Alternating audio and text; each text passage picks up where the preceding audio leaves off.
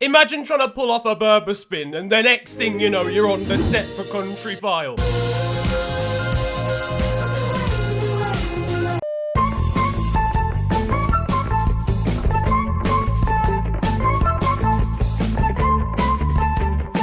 Yo guys, it's your boy, relatively unstable Trimnirin here, and welcome to FTW. This of course is the series where I bring to you the best and more frequently the worst of what football has to offer during the course of the last 7 days. And the great news for fans in the UK is that a return to stadiums in a safe environment is very much on the horizon. That is unless you're an Arsenal fan, in which case you probably don't want to see the team in person right now. A 2-0 defeat at the hands of Wolverhampton Wanderers leaves the North London side 14th in the Premier League now. But they had 2 shots on target, okay? So, listen, it's the positives, okay? Am I right? I still think Arsenal, I think they'll have enough to stay up, I think. I still think they'll be strong enough to stay in the division. So, I mean, it would help if they had creativity levels higher than a ham and mustard double sandwich from Tesco. What am I even saying? What does that even mean? Granit Xhaka's on the ball in the middle of the park, and it's taken him 27 seconds to decide what to do. Aye, lads, I'm open. Alright, hang on, just pause. Let's everyone just calm down. I need to evaluate my options. That's okay, take your time. So, there's a guy over there. There's another defender that's dealing with that runner. Granit, you lost the ball 3 minutes ago, geezer. There were 3 Wolves players that completed more dribbles alone than the entire Arsenal side, and one of their 2 completed dribbles was from Bernd Leno in net. I mean, it doesn't really help when Mikel Arteta's making up his tactics on the spot. It, lad, just kick it forward. Their goal of the month from this month is a penalty. Do you understand how bad you have to be for that to be the situation? Oh yes, that's an absolute screamer. He's really sent him with the eyes there. Arteta's tactics. Last to leave the box wins $10,000 challenge. For God's sake. It's just so sad watching them now. They're just inviting pressure on themselves and getting pushed back further than Pierre-Emerick Aubameyang's hairstyle. It's okay if your hairline's 4 years in the past, when you're Sadio Mane and you're in the form of your life, but this guy cannot buy a goal in open play at the moment. Was there something in the small print of that contract? It's alright, he'll still bring out the backflips when he scores to make it 9-1 to Tottenham this weekend. Just dash the whole team in the bin. They've already put Granit Xhaka on the Black Friday deals for 50% off on the website. Mate, you knock off half of Lacazette's value and you could get him for about 47p. My favourite moment from the Wolves game, though, was probably Rob Holding complaining about literal shed Adama Traore going down too easily.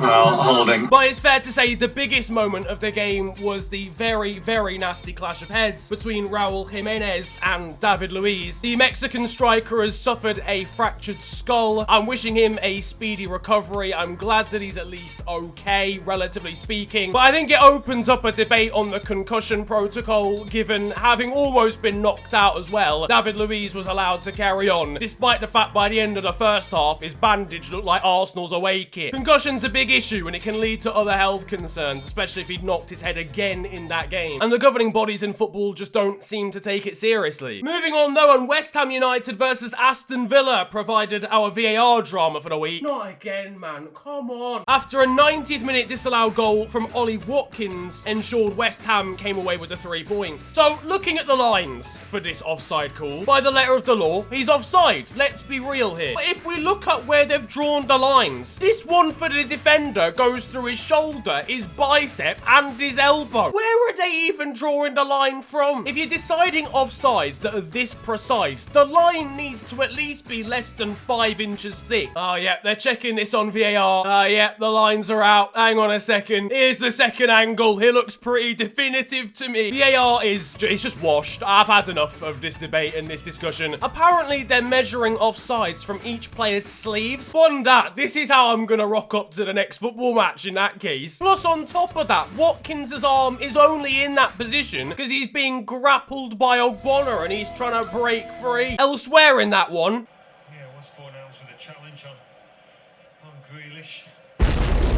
Has my man disconnected after the contact with the defender? And former Aston Villa striker Gabriel Agbonlahor was made to eat his words live on Sky as a pundit. Aston Villa, your old side, be hoping for big things this evening. Yeah, I think like we said earlier, they've won. Oh. And there's a goal. West Ham. Liverpool and Brighton drew 1-1 over the weekend in the Premier League, and once again there was VAR-related controversy. But I will say it right now, VAR got it correct. Okay, listen, I know the offsides were pretty evidently offside, and for the penalty right at the end of the game, Andy Robertson has volleyed the guy's foot. Let's be real, he's James Rodriguez top bindi. I think it's fair in situations where VAR hasn't categorically got it wrong to just allow it. At least Neil Maupay missed his penalty right at the start of the game and then went off 2 minutes later. His leg literally gave up after seeing the first effort. Yeah, trust me, listen, I've seen enough, bro. I'm skedaddling. James Milner has now added to the massive catalogue of Liverpool players injured. You know it's bad when a man literally made out of titanium is now injured as well. And on top of that, shot stopper Alisson has done his hamstring. How? You don't even have to go anywhere. You're a goalkeeper. His replacement, Quaveen Kelleher, impressed in the Champions League though, in a 1-0 victory over Ajax to secure a place in the round of 16. He made a couple of good saves, looked very confident, and kept himself a clean sheet. And that, to me, completes the deportation paperwork to get Adrian back home to Spain. Elsewhere in the Champions League, and Real Madrid are on the verge of elimination at the group stages after a 2-0 loss against Shakhtar Donetsk. They've had the double done over them by a team with a player in their squad called David Koklava. There's no problem with that. I just had to highlight the fact that his name is David Koklava. These lot lost 10-0 on aggregate to Borussia Mönchengladbach in the same group. They're on the farmer spectrum, and they're leaving Zinedine Zidane tearing out the remains of his fallen hair particles. Real Madrid are one more loss away from playing Uzbekistani league leaders away from home. Though, to be fair, their midfield isn't exactly helping the situation. What? You're all marking each other, lads. Come on, this basic stuff. In the Europa League, and Tottenham midfielder Harry Winks scored perhaps the best goal he's ever going to. That is the face of a man who had absolutely no idea what he was just doing. A Europa League game between CSKA Sofia and Young Boys provided some interesting conditions, I can't lie. One Benfica substitute has decided to give up on his playing career in the search for his 100-meter swimming badges. Thomas Muller's been getting involved in the UK phrases in an interview saying, how do the British people say it? You have to show it on a windy night in Stoke. Today is not windy, and it's Stuttgart though, not Stoke. We took the W in Stoke, even though it was windy. Do you get it? Because we won, but it was also pretty breezy. Meanwhile, Deadpool's taken the weekend off from saving people in the Marvel universe to save Leicester City instead. Remarkable charity work from him. Manchester United completed an impressive comeback to beat Southampton 3-2 from 2-0 down. My God, am I having to praise Manchester United? David De Gea, however, had a slight nightmare in the first half. He was replaced due to injury by Dean Henderson for the second half, who then went on to keep a clean sheet. United then went on to win. It's an Ole Gunnar Solskjaer masterclass. Ollie's lit the wheel, man. He's doing it. He's doing his thing. Man United are back. My favourite thing about this game, though, was probably this guy on Twitter managing to successfully predict what minute of the game James Ward-Prowse would score a free kick in. An impressive performance on the pitch from the Red Devils, all this while United are currently experiencing a cyber attack. Yep, you heard that correctly. A group of individuals have hacked into the very mainframe of Manchester United in an attempt to expose their transfer targets. Wait, they had transfer targets? Wait, you're gonna open up all the documents and this is all you're gonna see? How does this even happen in this day and age? Has Ed Woodward been too busy clicking on all the porn ads on dodgy websites? In fairness though, I can't wait to see how he's gonna structure a deal to pay the ransom in 57 different installments. At least for United fans, you do look a little bit better on the pitch. Ole is back in control at the wheel. Hello all, and welcome to The Beautiful Game, the segment where we take a look at the poetic and brilliant side of the game that we love. We are back by popular demand for yet more glorious beauty.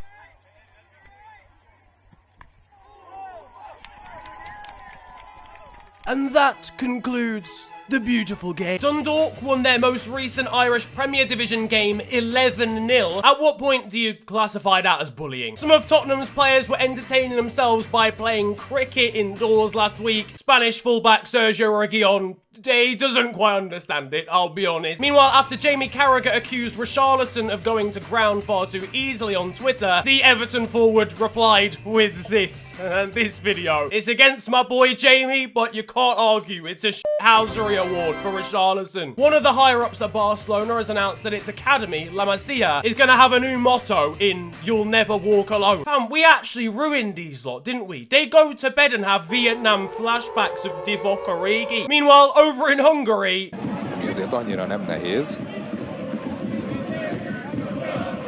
Itt láthatjuk pont. Well, we hope not. now back closer to home, and in the UK, the magic of the FA Cup is continuing, as Tottenham Hotspur were drawn against 8th tier side Marine. Now this is a David and Goliath to the absolute extreme. Their stadium only has 389 seats in it. Now there's a row of houses that back onto this stadium, and just in case the ball ever ends up going into one of their gardens, they've written those house numbers on the side of the wall that corresponds with where the garden is, so they know what house they have to knock on when it ends up there. Their goalkeeper was even spotted going to a co-op to get some beers for the rest of the team after they won their second round game. And after all of this, I'd still identify them as having more of a threat than Arsenal will in the North London derby this weekend. To be fair though, Jose Mourinho will probably still park the bus, let's be real. I'm just looking forward to his Instagram content after. Meanwhile, on the streets of London, Ronaldinho, what's we saying? Alright, bro. You alright, bro? What's up? Yeah, told him something, man. Yeah? Is that what you're saying? over in Finland, and we've got this quite remarkable goal in a women's international.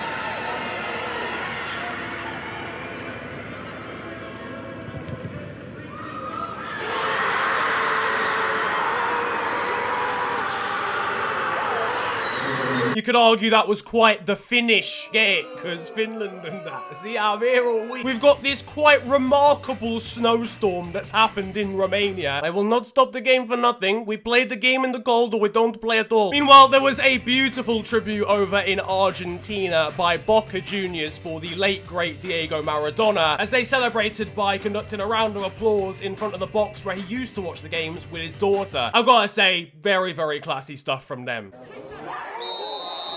Now though, it's time for Still 0-0, and you guys know the score by now. This is the segment of the show where I bring to you the best of Sunday League and amateur football. And this week we've got an attacker lining up for a free kick. And you know what? I'm sensing some flair. This guy's gonna try something here. Forget about it. On to the weird stuff now. Over in Malta, and as a penalty is being taken in one of their Premier Division matches, there is a national power cut, which leaves us with the biggest cliffhanger of all time. Notorious football journalist and transfer expert Fabrizio Romano was giving his latest update when a Borussia Dortmund fan replied saying, "Shag Haaland again," to which Fabrizio replied, "Always." I think someone probably needs to inform him of the actual meaning of the word shag, but it's okay. In the lower leagues of England, and a goalkeeper from Haywards Heath Football Club did this.